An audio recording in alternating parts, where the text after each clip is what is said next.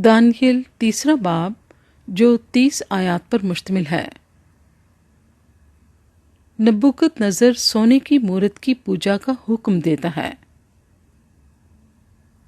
नबूकदनज़र बादशाह ने एक सोने की मूरत बनवाई जिसकी लंबाई 60 हाथ और चौड़ाई 6 हाथ थी और उसे दूरा के मैदान सूबा बाबल में नस्ब किया।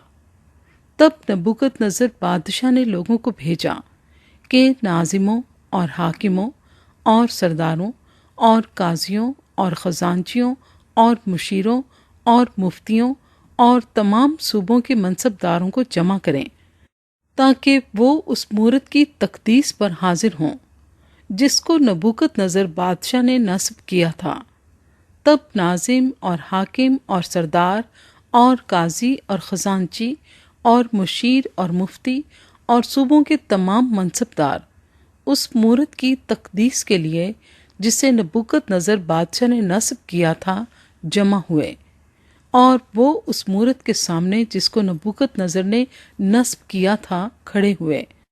तब एक मुनाद ने बुलंद आवाज से पुकार कर कहा, ऐ लोगो, ऐ उम्मतों और ऐ मुख्तलिफ ज़ुबानें बोलने वालों, तुम्हारे लिए ये हुक्म है कि जिस वक्त करना और नए और सितार और रबाब और बरबत और चुगाना और हर तरह के साज की आवाज़ सुनो तो उस सोने की मूरत के सामने जिसको नबूकदनज़र बादशाह ने नस्ब किया है गिरकर सजदा करो, और जो कोई गिरकर सजदा ना करे उसी वक्त आग की जलती भट्टी में डाला जाएगा।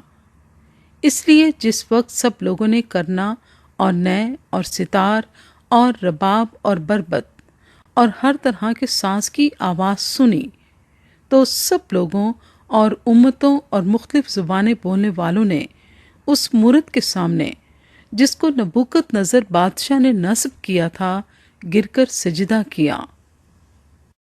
दानियल और उसके 3 साथियों पर हुक्म अदूली का इल्ज़ाम। बस उस वक्त चंद कस्तियों ने आकर यहूदियों पर इल्ज़ाम लगाया। उन्होंने नबूकदनज़र बादशाह से कहा, ऐ बादशाह, अब तक जीता रह।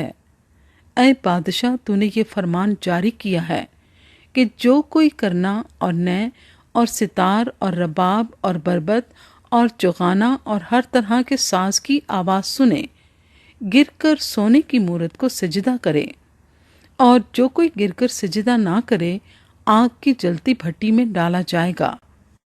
अब चंद यहूदी हैं जिनको तूने बाबल के सूबे की कारपरदाजी पर मुयन किया है, यानी सदरक और मिसक और अबदनजू।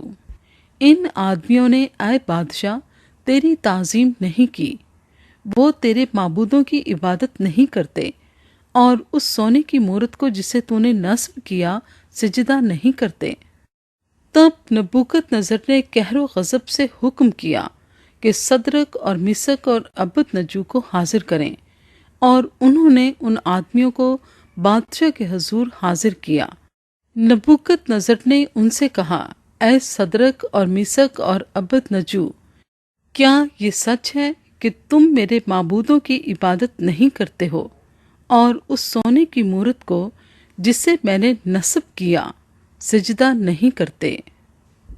अब अगर तुम मुस्तैद रहो कि जिस वक्त करना और नए और सितार और रबाब और बरबत और चुगाना और हर तरह के साज की आवाज़ सुनो तो उस मूरत के सामने जो मैंने बनवाई है गिरकर सजदा करो तो बेहतर, पर अगर सजदा ना करोगे तो उसी वक्त आग की जलती भट्टी में डाले जाओगे, और कौन सा माबूद तुमको मेरे हाथ से छुड़ाएगा? सदरक और मिसक और अबदनजू ने बादशाह से अर्ज की कि ऐ नबूकदनज़र, इस अमर में हम तुझे जवाब देना ज़रूरी नहीं समझते। देख, हमारा खुदा जिसकी हम इबादत करते हैं हमको आग की जलती भट्टी से छुड़ाने की कुदरत रखता है, और ऐ बादशाह, वही हमको तेरे हाथ से छुड़ाएगा। और नहीं तो ऐ बादशाह, तुझे मालूम हो कि हम तेरे माबूदों की इबादत नहीं करेंगे اور اس سونے کی مورت کو جو تو نے نصب کی ہے سجدہ نہیں کریں گے۔ دانیل کے تینوں ساتھیوں کو سزائے موت کا حکم۔ تب نبوکت نظر قہر سے بھر گیا اور اس کے چہرے کا رنگ صدرک اور مسک اور عبد نجو پر مبدل ہوا، اور اس نے حکم دیا کہ بھٹی کی آنچ معمول سے 7 گنا زیادہ کریں، اور اس نے اپنے لشکر کے چند زوراور پہلوانوں کو حکم کیا کہ صدرک اور مسک اور عبد نجو کو باندھ کر آگ کی جلتی بھٹی میں ڈال دیں۔ تب یہ مرد اپنے زیر جاموں، قمیصوں اور عماموں سمیت باندھے گئے اور آگ کی جلتی بھٹی میں پھینک دیے گئے۔ پس چونکہ بادشاہ کا حکم تاکیدی تھا اور بھٹی کی آنچ نہایت تیز تھی، اس لیے صدرک اور مسک اور عبد نجو کو اٹھانے والے آگ کے شعلوں سے ہلاک ہو گئے، اور یہ 3 مرد یعنی صدرک اور مسک اور عبد نجو بندھے ہوئے آگ کی جلتی بھٹی میں جا پڑے۔ تب نبوکت نظر بادشاہ سراسیمہ ہو کر جلد اٹھا اور ارکان دولت سے مخاطب ہو کر کہنے لگا، کیا ہم نے 3 شخصوں کو بندوا کر آگ میں نہیں ڈلوایا؟ انہوں نے جواب دیا کہ بادشاہ نے سچ فرمایا ہے۔ اس نے کہا، دیکھو، میں 4 شخص آگ میں کھلے پھرتے دیکھتا ہوں اور ان کو کچھ ضرر نہیں پہنچا، اور چوتھے کی صورت الہ زادے کسی ہے۔ تینوں آدمیوں کو رہا کر کے سرفراز کیا جاتا ہے۔ تب نبوکت نظر نے آگ کی جلتی بھٹی کے دروازے پر آ کر کہا، اے صدرک اور مسک اور عبد نجو، خدا تعالیٰ کے بندو، باہر نکلو اور ادھر آؤ۔ پس صدرک اور مسک اور عبد نجو آگ سے نکل آئے۔ تب ناظموں اور حاکموں اور سرداروں اور بادشاہ کے مشیروں نے فراہم ہو کر ان شخصوں پر نظر کی اور دیکھا کہ آگ نے ان کے بدنوں پر کچھ تاثیر نہ کی، اور ان کے سر کا ایک بال بھی نہ جلایا، اور ان کی پوشاک میں مطلق فرق نہ آیا، اور ان سے آگ سے جلنے کی بو بھی نہ آتی تھی۔